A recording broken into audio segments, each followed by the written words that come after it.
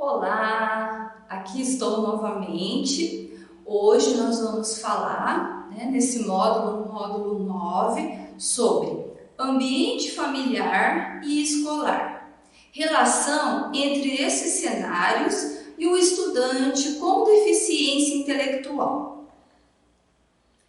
É importante lembrarmos que este tema, ou até mesmo, como eu costumo dizer, essa tríade, família, escola e estudante, hoje nós temos vários estudos que nos mostram a importância e quantos estudos e pesquisas tem em relação a este cenário, a educação e a família. Assim, a necessidade de buscarmos mais estudos para a compreensão do processo de aprendizagem e desenvolvimento de nossos alunos. Bom, eu iniciarei falando sobre a família e o contexto, que é o primeiro grupo social do estudante. E é nesse grupo que se inicia as primeiras aprendizagens. O grupo familiar como importante referência no processo de aprendizagem do estudante, seja para favorecer, um aprendizado saudável, seja para dificultá-la, E aí vocês podem estar me perguntando, mas Alessandra, dificultá-la? Sim, essa dificuldade, quando eu falo dessa dificuldade, não é consciente, é inconsciente, de forma a acreditar que o que está fazendo é melhor para o filho, Desta forma, para falar sobre família, eu vou fazer uma analogia às músicas que nós temos, que falam sobre família, E eu acho interessante uma delas, que é o Titãs, que ele coloca lá família, mamãe, papai, filhinho, cachorro, até mesmo os cachorros entram na questão da família, O que é a composição familiar, Olha os diferentes contextos familiares, Então o que nós temos? Famílias, muitas vezes são constituídas, não são o pai ou a mãe, e sim, o que a gente tem percebido no decorrer dos nossos trabalhos, são crianças que muitas vezes, pela falta do pai ou da mãe, são criados pelo tio, pela tia, pela avó, pelo avô. E aí assim, as primeiras aprendizagens ocorrem com esse membro, que aí a gente fala que são parentes, mas que fazem uma forma, passam a ser a família, E aí, os parentes passam a fazer as primeiras aprendizagens para esse aluno. Por este fato, vejo quanto é importante compreendermos a respeito de diferentes grupos familiares e sua dinâmica, para podermos compreender e contribuir com o processo de aprendizagem.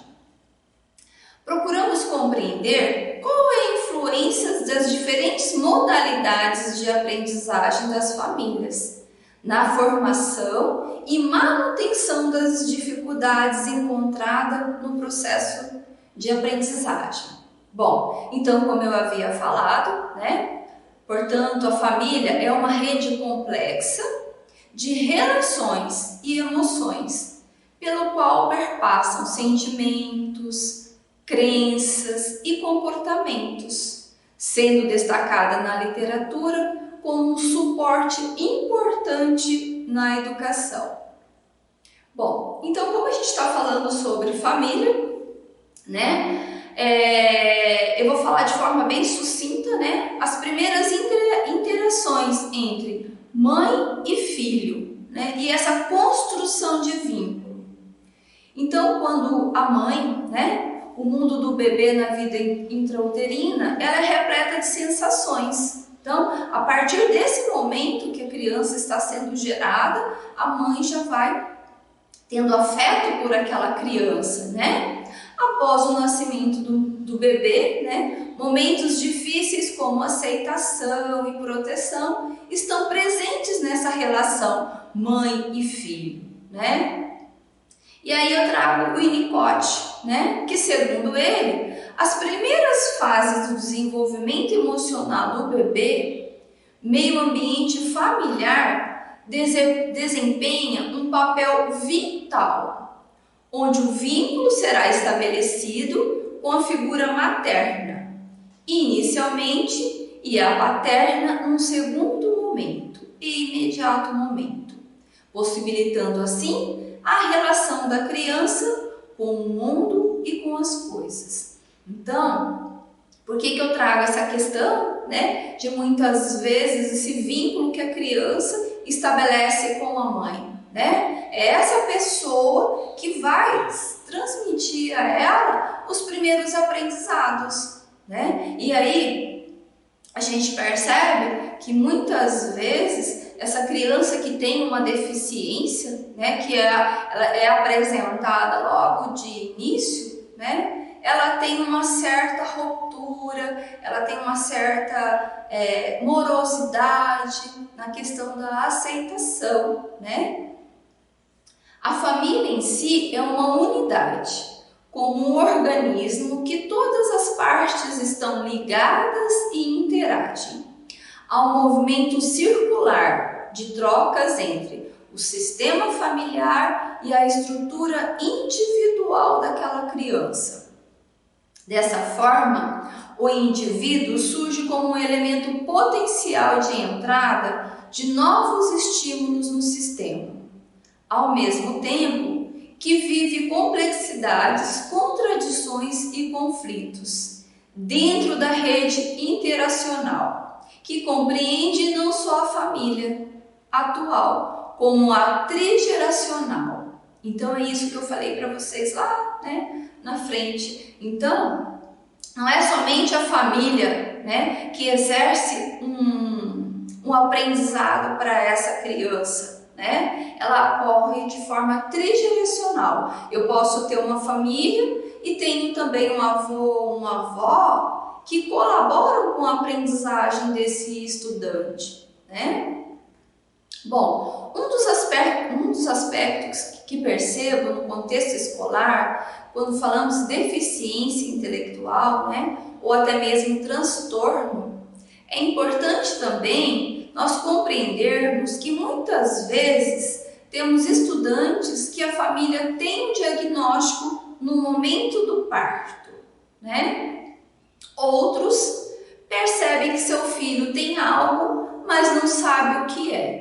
Então, o que a gente percebe? É que a gente tem muitas crianças que têm uma deficiência intelectual, né? Que ela ainda não foi diagnosticada, né? Por não aparecer, como a questão do síndrome de Down, né? E que a família ainda não sabe, né, o que o filho tem, levando um tempo maior para saber ou se negando a acreditar. Para cada processo deste, temos uma determinada visão em relação a este contexto. Então é importante a gente ter um cuidado, né? Porque isso é um processo. Muitas vezes a mãe ou o pai, ele ainda não sabe que a criança tem uma deficiência intelectual.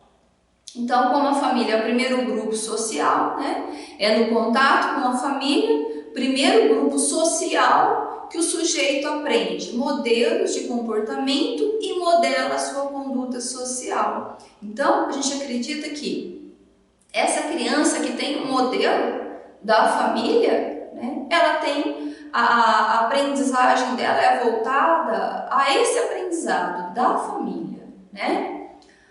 O envolvimento da família com a educação de seus filhos é um fator crucial não apenas para o sucesso acadêmico do filho, como também para o seu desenvolvimento emocional e social. A compreensão de que cada sujeito tem sua história, suas potencialidades e dificuldade demonstra que a experiência de cada um diante das situações adversas será vivenciada de maneira singular. Então, a gente tem assim, famílias que se envolvem, né, na questão acadêmica, e outras que por alguns fatores, né, questões emocionais, elas apresentam uma certa dificuldade. E é aí que nós, enquanto profissionais, né, necessitamos estar nos atualizando a respeito disso, né? O que acontece com essa família que ela não consegue compreender esse fator, né? Do meu filho ter uma deficiência, ou o processo de aprendizagem do meu filho, ele é mais lento, né? E aí eu costumo dizer para os meus professores que aí a gente tem que ter muita cautela, tem que ser um profissional bastante atencioso para esse momento, né? São atitudes que favorecem a formação desse indivíduo como um todo. A condição mais importante para que tal envolvimento ocorra é a boa comunicação com a escola. Então, a família tem uma boa comunicação com a escola, que consiste basicamente no quê? Né? Em um diálogo harmônico, pautado em respeito e colaboração. Então, quando a gente tem uma família que ela tem um diálogo bom com a escola, o processo dessa criança, né, dentro da escola, ele vai ser mais saudável, né? E aí nós temos a escola, né? Eu costumo dizer que a escola é um lugar privilegiado para as interações sociais, é um ambiente perfeito para os processos emocionais. Na escola, o contato social com as diferentes categorias de adulto, como professores, equipe técnicas, né? O guarda, a merendeira, né? Impõe novos desafios interpessoais, possibilitando um autoconhecimento e treino de novas habilidades, bem como daquelas já aprendidas. Então, dentro da escola, eu tenho uma interação, né, social, interpessoal, aonde ali o processo de aprendizagem é diferente, né, que venha contribuir com esse aluno. Assim, quando falamos em escola, não é somente o espaço físico, e sim as relações interpessoal e pessoal, carregadas de sentimento, de comportamento, atitudes, negações, como eu comentei, né, no slide anterior. É um ambiente perfeito para o processo emocional, porque ali eu tenho várias pessoas que têm um processo de aprendizado diferente.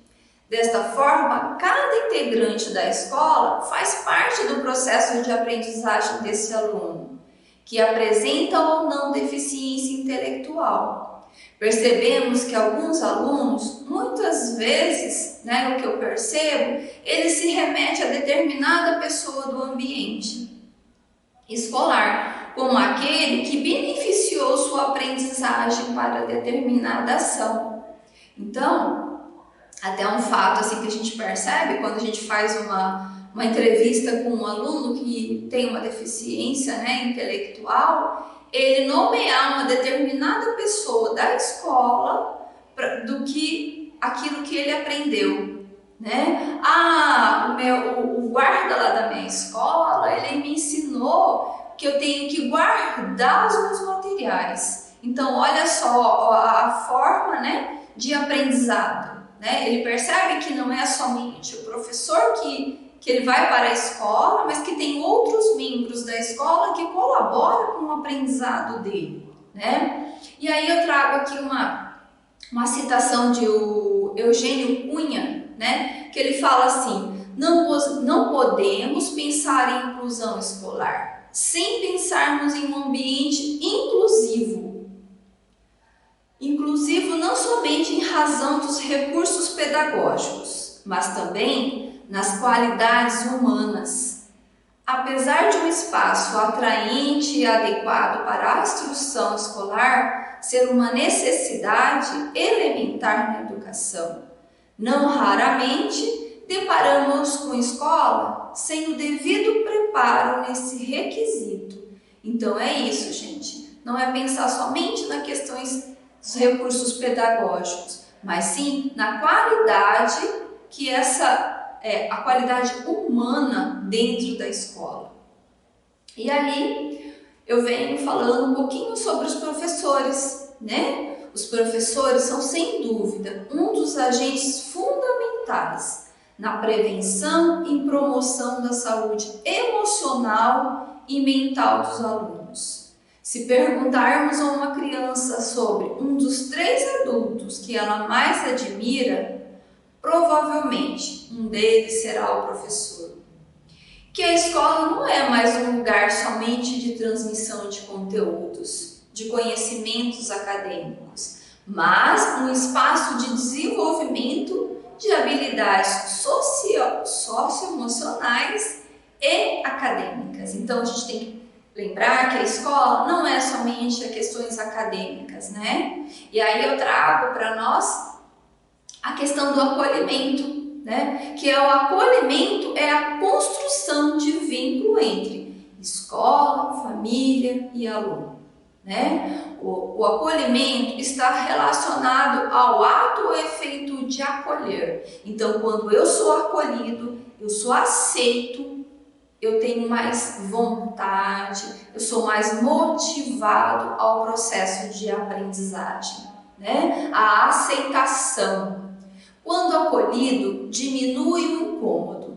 Para isso, é necessário conhecermos a história do nosso estudante com deficiência intelectual. Então, aí eu trago a questão da gente conhecer realmente quem é aquele estudante, qual é a sua história, qual é o seu processo de aprendizado. E aí eu trago também a questão da afetividade, né? Que eu acho assim que é a primeira das coisas, é um dos primeiros requisitos que nós, enquanto professores, né, nós temos que ter, né? A afetividade deve ser prática cotidiana na vida do educador, pois a aceitação do aluno e o apoio, ele facilita um caminho na direção do sucesso dos objetivos educativos, fazendo com que o conhecimento chegue a ele de forma mais envolvente, causando efeito impactante e positivo. As relações afetivas são a base para a construção do conhecimento. É na interação professor e aluno que inicialmente se dá a apropriação do conhecimento. É nessa relação entre conhecimento, professor e aluno. Bom, e aí, né, vamos falar um pouquinho do estudante, quem que é esse estudante, né? E aí a gente fala assim, né, para aquele aluno que ele não apresenta uma deficiência, né, intelectual ou um transtorno, ele já chega na escola, né, carregado de preocupações, com medo, dificuldade mesmo na adaptação, né? E para os nossos alunos, né? E nossos alunos que apresentam deficiência ou transtorno? Apresenta algum tipo de condições psicológicas envolvendo essa participação no contexto escolar? Percebemos em nossos alunos a influência da família no processo de aprendizagem? Essas são algumas perguntinhas que a gente vai estar dialogando no último módulo, tá? E antes de tudo, uma pessoa singular, única, que traz com ela todas as suas relações social, interpessoal, psicológica, comportamentos de aprendizagem, por estar inserido em um ambiente social, familiar e educacional. E aí eu trago aqui para a gente dialogar um pouquinho, né? No módulo anterior eu havia colocado um vídeo sobre a primeira fisioterapeuta, Luana Dalacorte, né?